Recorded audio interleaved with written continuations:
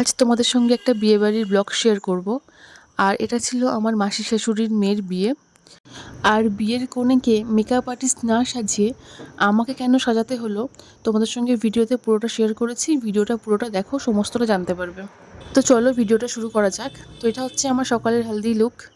আর এই যে বিয়ের কোণে, হেলদির লুকটাও আমি ক্রিয়েট করেছি। জানিও কেমন লাগছে। এই যে ব্রাইট, এদিকে তাকাও।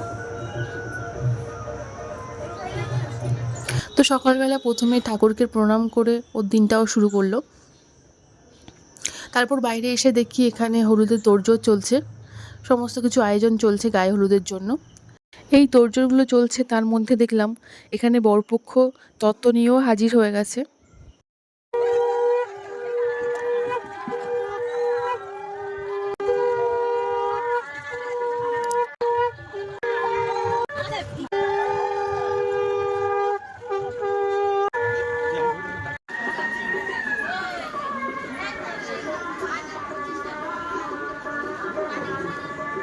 দেখতে পেলে সমস্ত তত্ত্বগুলো এখানে চলে এসছে, আর সেগুলোকে সুন্দর করে সাজিয়েও রাখা হয়েছে। দেখো কতগুলো তত্ত্ব চলে এসছে, আর তত্ত্বগুলো কিন্তু খুব সুন্দর করে সাজিয়ে নিয়ে এসেছিল।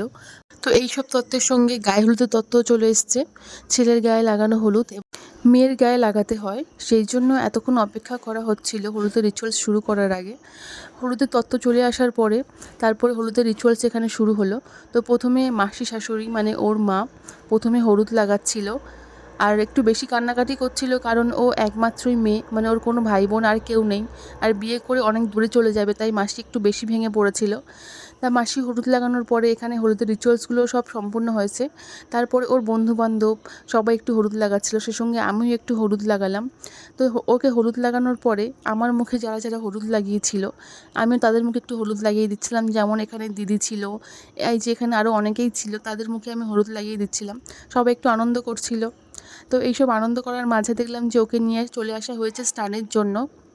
তো অনেকের অনেক রকম রিচুয়ালস থাকে। তো মাসিদের ছিল জল তুলে স্নান করানোর নিয়ম, সেই নিয়ম অনুযায়ী ওকে জল তুলে স্নান করানো হচ্ছিল এখানে। তো এই জল তুলে স্নান করানো এখানে হয়ে গেছে। তারপরে ও ফ্রেশ হয়ে এখানে বসে গেছে বৃদ্ধির পুজোতে। বৃদ্ধির পুজো এখানে সম্পূর্ণ হয়েছে। আর প্রথমেই যে বলছিলাম মেকআপ আর্টিস্ট কেন সাজাইনি, আমি কেন সাজালাম, কারণ হচ্ছে ওদের বাড়ি থেকে মেকআপ আর্টিস্ট বলেনি। মাসি আমাকেই বলেছিল যে তুমি একটু সাজিয়ে দিও, তো আমি ওকে সাজিয়ে দিয়েছি। তখন জুয়েলারিগুলো পরাচ্ছি, মেকআপ কমপ্লিট হয়ে গেছে। একটু জানিও প্লিজ আমি কেমন সাজিয়েছি, ওকে কেমন লাগছে। তো আমি তো প্রফেশনাল নয়, তবে একটু আধটু যেটুকু জানি সেটুকু দিয়েই ওকে সাজিয়েছি। আর তারপরেই জুয়েলারিগুলো পরাচ্ছি। হেয়ারটাও আমি করেছি, কেমন লাগছে অবশ্যই জানাবে। তাই এখানে দেখলাম যে বিয়ের রিচুয়ালস শুরু হয়ে গেছে। তাই এখানে যে কনেকে নিয়েও আসা হচ্ছে।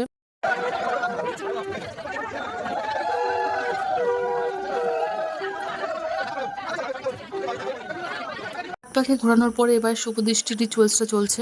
তো এগুলো দেখে তারপরে অনেকটা রাত হয়ে গেছিলো বলে আমরা একটু বাইরে চলে এসেছিলাম খাবার দাবার দিকে। তা প্রথমে স্টল থেকে নিয়ে নিয়েছিলাম আমি চিকেন পকোড়া। তো এটা খেয়ে রাত হয়ে গেছিলো বলে চলে এসেছিলাম মেন কোর্সের দিকে। খাওয়া দাওয়ার আর সেরকম কোনো ভিডিও ক্লিপ নেওয়া হয়ে ওঠেনি, কারণ ওকে সাজিয়ে তারপরে আমি সেজে আর এই গরমের মধ্যে ভীষণ টায়ার্ড হয়ে পড়েছিলাম, সেজন্য আর কোনো ভিডিও ক্লিপ নেইনি। আর এখন তোমাদের সঙ্গে শেয়ার করছি আমার ওই দিনের বিয়েবাড়ির লুকটা কেমন ছিল। আর শাড়িটা একটু অন্যরকম করে পরার চেষ্টা করেছিলাম। তোমরা জানিও কমেন্টে এইরকমভাবে শাড়ি পরে আমাকে কেমন লাগছে। তো ভিডিওটা এখানেই শেষ করছি, দেখা হচ্ছে পরের ভিডিওতে। টাটা।